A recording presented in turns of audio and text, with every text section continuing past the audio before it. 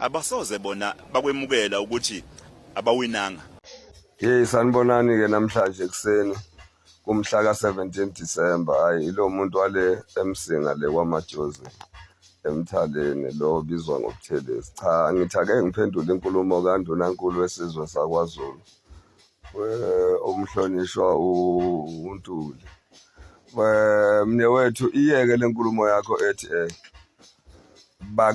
MKP ikhalela ayikwemukeli ukuthi ayiwinanga.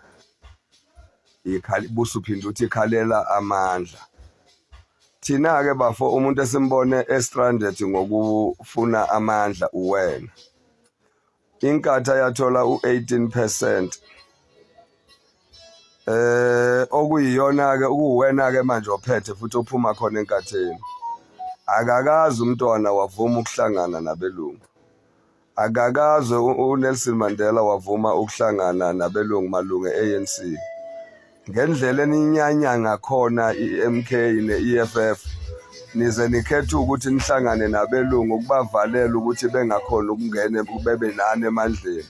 Kanti lokho kunibangela isigcwagcwa esifundazweni naseNingizimu Afrika jikelele. Okugcina sekukhanda uPanyaza Lesofu uNdunankulu weGauteng ukuthi abe intandokazi kubantu baseNingizimu Afrika.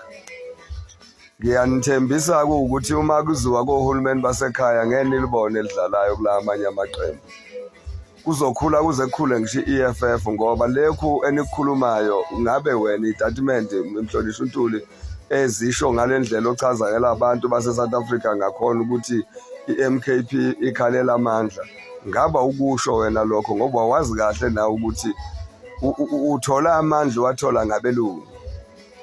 Laba esazi sonke ukuthi eNingizimu Afrika izona zitha zomuntu omnyama.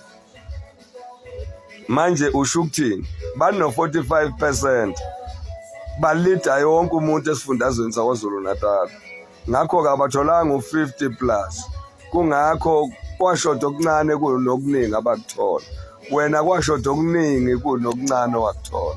Nifuna ukuthini kahle kahle? Hayi Ntula uyabona mina since uthathile kwiprovince yakithi ngikufuna ungakutshela iqiniso bafo. Lokho kushoyo ukuthi uzokwenza ubuke kuumholi onalo uzwelo noyimisela ukusebenzela isifundazwe saKwaZulu Natal. Kodwa ngiyayinqena ke lezi inkulumo oyishoyo. Futhi ngiyakunqena ukuthi wangena ngeDA. Kodwa kuba yikho iDA kulo hulumeni okhona kwahlanganiswa amaqembu abantu abamnyama azabalazela umuntu omnyama. Hayi mina ngiyakuncoma bufutiza. Lo uthathile nje kuyacaca. Uyihambela yonke izinto uyakulungisa nje okuningi kade kungalungile. Ungumholi odingekayo ukuthi abe uNdunankulu wesifundazwe saKwaZulu. Kodwa inkinga ke lezi statement ozenzayo ziyeke ngoba ziyakululaza. Ziyakululaza nje bafo lezo ukuthi iMK ikhalela amandla. Ifanele ukwakhalela no45%. Wena uwankokoshele kanjani amandla no18%? Hayi kwahleni bafowethu, kwahleni. Kwahleni Ndunankulu man. Wena nje ungumholi engizokutshela khona.